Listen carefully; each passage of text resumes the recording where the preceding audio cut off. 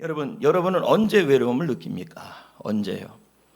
예, 대부분 제가 좀 찾아보면 뭐 이런 이유가 있는데요. 대표적인 게 세 가지입니다. 내 편이 없을 때. 누가 한 명이라도 나의 편이 있다고 생각하면 외롭지 않죠. 그래서 그런 말이 있지 않습니까? 자살을 하는 사람들 중에서 단 한 명만이라도 자기 편이 있으면 자살을 안 한다 그러더라고요. 그래서 여러분, 우리는 편이 없을 때, 그래서 또 부부도요, 열심히 싸우면 남편을 뭐라 그럽니까? 평상시에는 가만두다가 그 남자가 남자라고 얘기하고 남의 편이라는 얘기를 저도 많이 듣습니다. 여러분, 한 일주일에 한 번씩 듣는 것 같아요. 당신은 남의 편이라고. 그러면 저는 그럽니다. 당신은 옆편.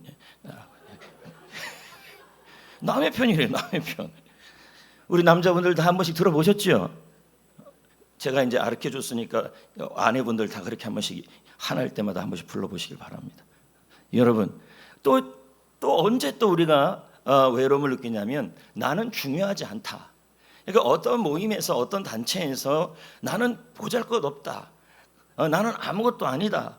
그러면서 집에 있어도 나는 아무것도 아니고, 또 학교에 가고 교회에 오고 회사에 가고 어느 곳에 가도 나는 별로 중요한 사람이 아니다. 그러면요, 외로워져요.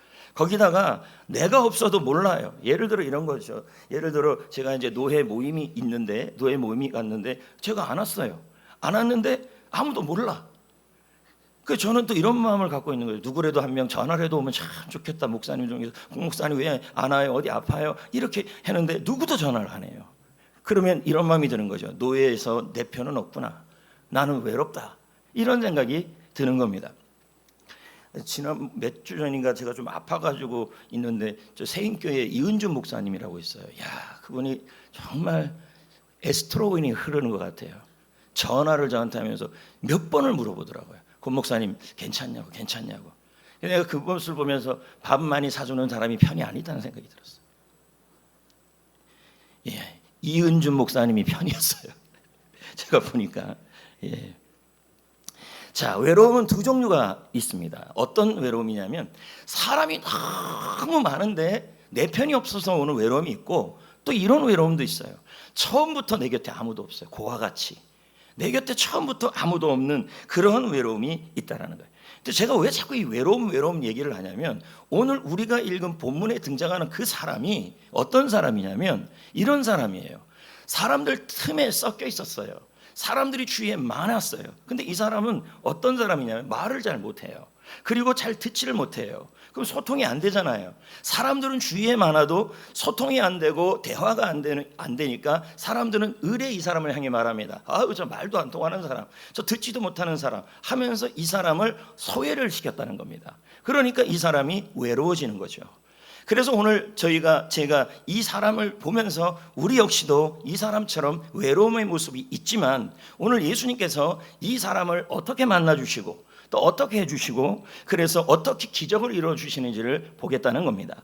본문에 이렇게 이 사람을 표현하고 있습니다. 32절에 보니까 다 같이 읽어보겠습니다. 사람들이 기먹고 말 더듬는 자를 데리고 예수께 나왔다. 자, 이게 무슨 뜻이냐면 이 사람은 주위에 사람들이 많았습니다. 많았음에도 불구하고 말을 하지 못하고 듣지 못하니까 소통이 안 되니까 사람들이 그렇게 많은데도 자기의 마음을 표현할 수 없는 상황 속에 있으니까 외로움 속에 살아갔다는 겁니다. 여러분, 심리학자 사회 심리학자 존 카츠호프가 무슨 얘기를 했냐면 이런 얘기를 했습니다. 무슨 얘기를 했냐면 외로운 사람은 누군가 계속 연결되기를 원한대요. 마음속에 그런 갈급함이 있다는 거예요. 나는 저 사람과 얘기하고 싶다. 저 사람이 내 편이 되었으면 좋겠다. 저 사람이 나에게 힘을 줬으면 좋겠다. 그런 마음이 한쪽엔 있어요. 그런데 좀 이상한 게 하나 있어요. 그럼에도 불구하고 어떻게 하냐면 그 동시에 사람들이 다가오는 걸 또 밀어내요. 자, 다시 한번 설명을 하겠습니다.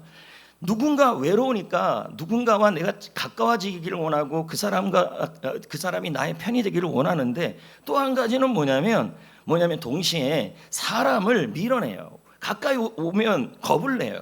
왜 겁을 내냐면 내가 이렇게 가까이 해서 그 사람에게 상처받고 내가 그 사람으로 인해서 마음 상하는 일이 있는 그걸 또 두려워해요.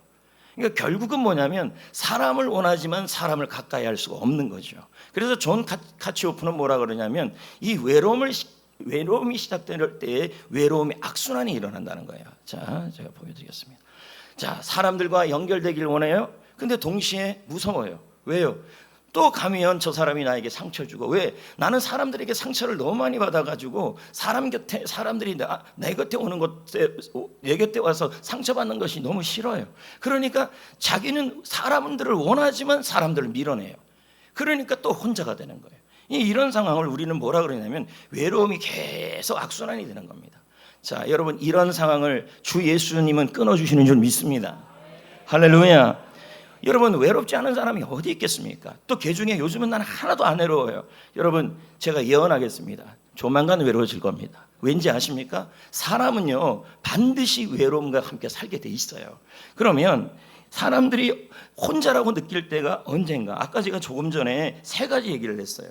내 편이 없을 때, 내가 중요한 사람이라고 여겨지지 않을 때, 아무도 내가 사라지고 없는데도 내가 없어진 존재라는 걸 알지 못할 때. 근데 또 이런 3가지 경우가 있어요.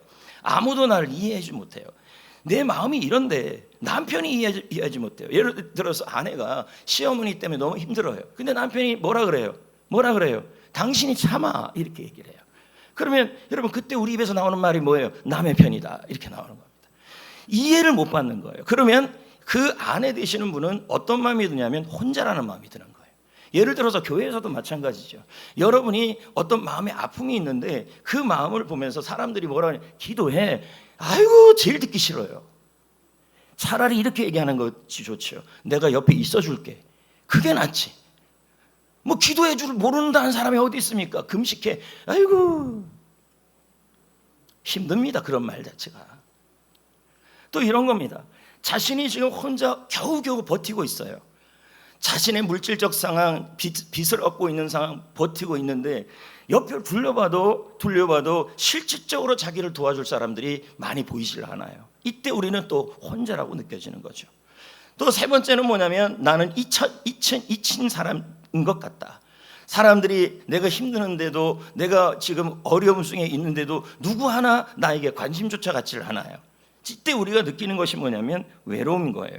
그런데 여러분, 지금 여기서 재밌는 게 하나 나와요. 자, 보십시오. 좀 이상한 게 나와요. 여기 보시면 사람들이 기먹고, 예? 자, 이게 되게 웃기는 말씀이에요. 자, 보세요. 사람들이 기먹고 말 더듬는 자를 데리고 왔다. 그럼 주위에 사람이 있어요, 없어요? 아니죠. 사람들이 데리고 온 거잖아요. 주위에 사람이 있는 거잖아요. 그런데 데리고 가면서도 들을 수 있어요? 데리고 가면서도 말 소통이 돼요? 그러니까 외로운 거예요. 그런데 이 데리고라는 단어가 되게 웃긴 단어예요. 끌고 가다는 겁니다. 끌고. 자발적으로 가는 게 아니라 끌고 간 거예요. 예수님 앞으로. 예?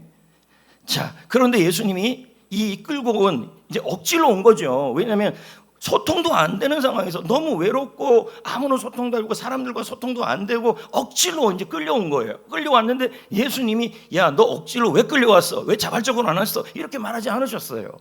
어떻게 하셨냐면 묻지 아니하시고 그 사람을 그대로 받아주셨어요. 그리고 그 사람의 마음을 이해해 주셨어요. 그리고 그 사람의 편이 되어 주십니다. 여기서 놀라운 게 하나가 나와요. 여러분, 우리가 교회 올 때 완벽하게 준비되어서 와야 된다는 사람들이 있어요. 이런 거죠.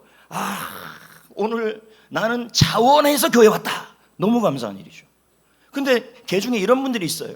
아내의 눈치가 보이고 남편의 눈치가 보이고 리더의 눈치가 보여서 마치 도살장에 끌려가는 것처럼 오늘 예배당에 온 사람도 있어요. 앉아있으면서도 이런 마음이 들어요. 무슨 마음이 드냐면 이런 나 같은 사람 하나님이 받아주실까? 이런 마음이 왜 안 들겠어요? 그래서 와 있는데 나는 참 부족해. 나는 끌려왔어. 나는 끌려왔어. 자원해서 안 왔어. 억지로 왔어. 나는 이제 와갖고 이렇게 왔다 갔다 하다가 어떤 집사님이 끌어다가 앉혔어. 뭐 이런 분들이 있다라는 거예요.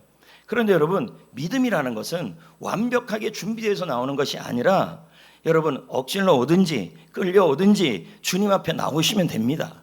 왜요? 하나님, 예수님이 이걸 받아주셨어요. 오늘 이 자리에 자원하는 마음으로 나온 분들 박수 쳐줄 수 있죠. 그리고 억지로 앉아 있는 거예요. 그래, 1시간 잠자다 가자. 사실 예배 시간에 자는 게 제일 개운해요, 여러분. 그럼 예배 시간에 와서 나 자다 갈래? 핸드폰 하다 갈래? 여러분, 주님이 그걸 갖고 정죄하지 않는다는 얘기예요. 이거대로 한다면 뭐냐면, 와, 앉아 있는 것만 해도 주님은 정죄하지 아니하시고 받아주신다는 얘기예요. 할렐루야. 그러니까 여러분, 오늘 이 시간에 억지로 온 분들 자유하시길 바랍니다. 그리고 이 자리에 여러분 끌려온 분들도 자원하시길 바랍니다. 자유하시길 바랍니다. 그리고 여러분들 중에서, 개 중에서 나는 지금 너무 부족한 상태라, 그런데도 여러분 오늘 그래도 이 자리에 나와 있습니다. 그렇다면 여러분, 오늘 말씀에 분명하게 이 사람을 예수님은 정죄하지 아니하시고 받아주셨어요. 그렇다면 여러분이 오늘 이 자리에 와서 앉아있는, 억지로 오든 그리고 싫어서 오든 끌려오든 어떻든 이 자리에 앉아있는 것 자체가 여러분 그 예수님이 믿음인 줄 믿습니다. 하나님이 기뻐하십니다. 그러니까 여러분, 오늘 와갖고 이렇게 계속 줄 긋고 있어도 기뻐하시고, 왜요? 이 말씀 그대로 한다면 끌고 온 거 아닙니까? 자, 그래서 이렇게 한번 보십시오. 주님은 준비된 사람만 받아주는 것이 아니다. 사실 이 사람이 준비된 게 아니잖아요. 외롭지요, 소통이 안 됐죠, 억지로 끌려왔죠. 그런데 이 사람을 뭐예요? 주님은 받아주셨다는 거예요. 할렐루야. 그래서 오늘 예배 드리는 준비가 안 돼서 머리도 못 감고 오신 분들, 원래 감고 오는 게 정상이에요. 그러나 머리도 못 감고 왔어요. 왜요? 싸우다가, 부부싸움하다가 그렇게 온 분들, 모든 분들 정말 오늘은 오기 싫었어요. 왜냐면 몸도 안 좋고 좀 누워있고 싶어. 그런데 찔러 왔어요. 그래도 주님은 뭐라 하지 아니하시고 그 모습을 받아주신다는 거예요. 할렐루야. 그래서 여러분, 부족해도 쓰러져도, 여기 보십시오, 여기 나오잖아요. 주님의 손이 나를 붙잡고 있다는 것을 아는 것이 믿음이라고 얘기를 해요. 그럼 제가 설명을 해줄게요. 제가요. 저 보십시오. 이 아이가 완전합니까? 이 아이가 완벽합니까? 이 아이가 안 넘어집니까? 넘어집니다. 그렇지 않아요? 근데 이 아이는요, 그래도 걸으려 그래요. 당당하게 걸으려 그래요. 왜 그러냐면 알기 때문이에요. 뭘 알아요? 아버지의 손이 단단하게 붙잡고 있다는 사실을 알기 때문에 뭐예요? 걸을 수 있는 거예요. 그러면 우리는 이 아이처럼 부족하기도 해요. 어떨 때 이 아이가 오늘은 걷기 싫어 막 이래요. 그래도 아빠가 그 아이를 정죄하지 않고 잡아줘요. 걷게 해요. 그러니까 아이의 손의 힘이 대단해서가 아니에요. 그럼 뭐예요? 그 아이는 부족하고, 그 아이는 연약하고, 그 아이는 어떨 때는 울기도 잘하고 떼도 잘 써요. 그럼에도 불구하고 아버지는 정죄하는 것이 아니라 이 아이의 손을 꽉 잡아주셔요. 그리고 여러분, 이 아이는 뭘 하냐면, 내가 이렇게 부족하고 연약하고 별 것 아니고 초라하고 이런 모습이 있다 할지라도 이 아이는 걸어갑니다. 왜 걸어갑니까? 당당하게 걸어가려고 그래요. 자기에게서 보는 게 아니라 아버지가 나를 잡고 있다는 사실을 믿기 때문이고 알기 때문이에요. 여러분, 우리 주님도 여러분을 단단하게 붙잡고 있음을 믿습니다. 이 사실을 알기만 하고 이 사실을 인정만 한다면, 여러분, 우리는 부족해도, 때로는 눈물 흐르고 떼쟁이고 억지로 하고 막 이렇게 한다 할지라도, 여러분, 우리의 믿음은 여러분 변함없이 주님이 받아주시는 줄 믿습니다. 그러면 다음 거도 한번 볼까요? 믿음은 한 번도 넘어지지 않는 게 아니다. 얼마나 잘 넘어집니까? 저도 넘어집니다. 엘리야도 넘어졌어요. 베드로도 넘어졌어요. 그래서 우리가 그러잖아요. 믿음 하면은, 야, 굳세야 한다. 굳세야 되죠. 그거 컴플렉스가 있는 거예요. 성경 인물들을 보십시오. 엘리야도 넘어졌죠. 모세도 넘어졌죠. 안 넘어지는 게 아니에요. 안 쓰러지는 게 아니에요. 예, 여러분, 완벽한 게 아니에요. 그럼 뭐예요? 이거예요. 주님이 나를 놓지 않는다는 것을 아는 게 믿음이에요. 쓰러져도 넘어져도 완벽하지 않아도 억지로 끌려와도 주님은 나를 정죄하지 아니하시고 이 모습 이대로 받아주신다는 사실을 아는 게 믿음이에요. 오늘도 여러분, 이 자리에 앉아 있으면서 나는 억지로 왔는데, 오기 싫어서 왔는데, 제가 그랬단 말이에요. 주일학교 때 가기 싫어요, 교회. 근데 가래요. 누가? 부모님이. 어떻게? 몽둥이 들고. 근데 몽둥이 때문에라도 제가 앉아 있었잖아요. 그렇지 않아요? 예, 그 자리에 앉다가 은혜 받는 거예요. 할렐루야. 여기 보십시오. 기도 못할 수도 있어요. 찬양이 요즘 안 나와요. 예? 기도도 안 되고 찬양도 안 나오고 요즘 마음이 좀 우울하고 아무것도 못해요. 그런데 여러분이 오늘 예배당 문을 열고 와 앉아 있어요. 또 개중에 영상을 통하여 다시 영상 앞에 와 앉아 있어요. 여러분, 이게 바로 믿음이에요. 모든 사람들이 이 믿음 컴플렉스에 빠져 있어요.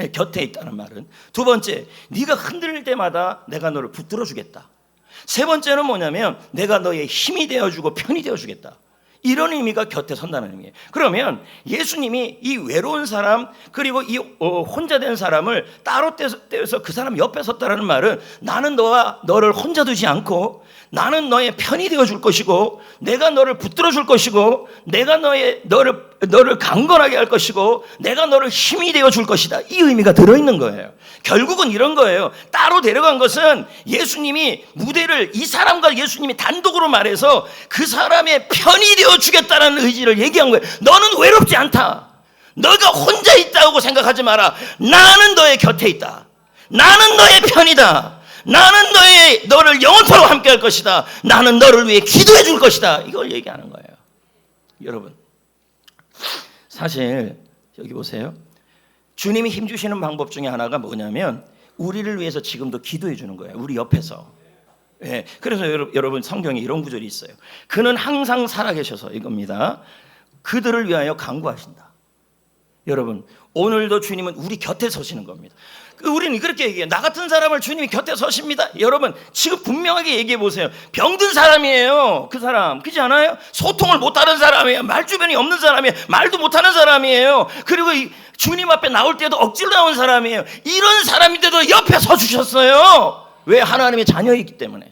그럼 여러분도 마찬가지예요. 내가 대단하다고 여기지 마시고 대단해야 주님이 옆에 서주는 것이 아니라 우리가 하나님의 자녀이기 때문에 비록 내가 병이 걸리고 비록 내가 마음의 병이 있고 육신의 병이 있고 부족하다 할지라도 내가 억지로 무슨 신앙생활을 하는 그런 모습들이 있다 할지라도 주님은 내 곁에 서 계시고 내 곁에 함께 하셔서 나의 편이 되시고 나를 위하여 기도하고 있는 줄 믿습니다. 지금도 우리를 위해 기도하시는 거예요.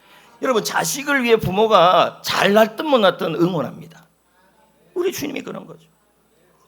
제가 예전에 그렇죠.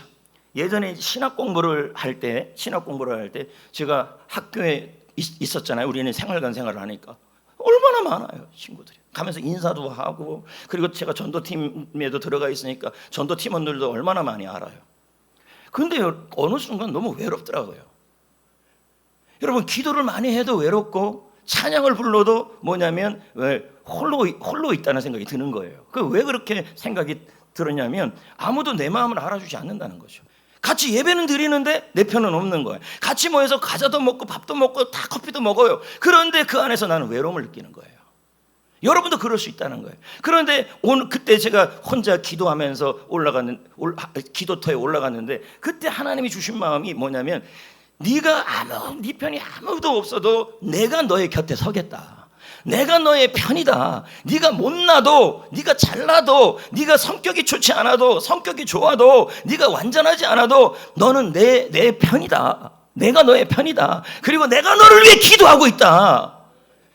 그것도 항상이에요. 항상. 지금도 여러분을 위해 기도하고 있습니다. 나를 위해 기도해 주는 사람이 몇 명 없는 것 같아요. 그래서 서운해요. 그럴 수 있죠. 근데 그때 제가 기도하는데 이 마음이 드는 거예요. 나를 위해 기도해 주는 사람이 없다 할지라도 그래, 우리 주님이 나를 위해서 기도하고 우리 주님이 내 편이시고 우리 주님께서 나와 함께 하시고 우리 주님이 나를 붙잡아 주시고 그 생각이 드는 거예요. 그러면서 이제 그때 기타를 띵까띵까 치면서 노래 한 곡을 불렀죠. 누군가 널 위하여 기도하네. 여러분, 지금 정말 외로워서 버티기 힘든 사람들이 있을 겁니다. 그런 분들 힘을 내십시오. 외로운 모습이 왜 외로워졌냐? 내가 잘못해서 외로워질 수도 있고 내가 잘못하지 않았는데 외로워질 수 있어요. 그런데 그 외로움 때문에 견딜 수가 없어요. 왜? 나의 편이 없으니까. 나를 붙잡아주는 사람이 없으니까. 그런데 오늘 말씀해 보니까요, 주일하게 우리 주님께서 그의 편이 되어주셨어요. 그를 위해서 붙잡아 주셨어요. 그를 강건하게 하셨어요. 그에게 힘이 되어 주셨어요. 세상에 그 사람 한 명밖에 없는 것처럼 그 사람 옆에 서 주셨어요.